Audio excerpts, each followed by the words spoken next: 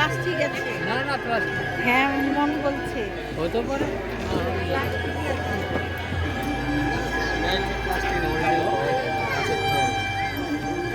তাই তো বলছি আমরা ষষ্ঠ সময় আন্দামান নিকোবর দ্বীপপুঞ্জের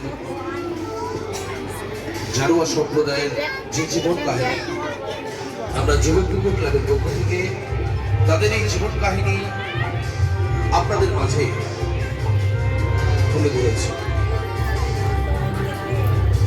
সকল দর্শনার্থীদের যুবক ক্লাবের পক্ষ থেকে জানাই শুভ দীপাবলির আন্তরিক প্রীতি ও শুভেচ্ছা। যুবক ক্লাবের পক্ষ থেকে তাদের এই জীবন কাহিনী আপনাদের মাঝে তুলে ধরেছে। সকল দর্শনার্থীদের যুবক ক্লাবের পক্ষ থেকে জানাই শুভ দীপাবলির আন্তরিক প্রীতি ও শুভেচ্ছা।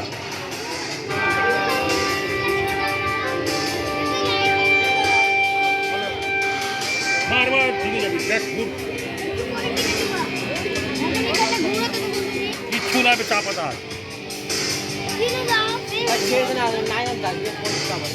সবাই সাথে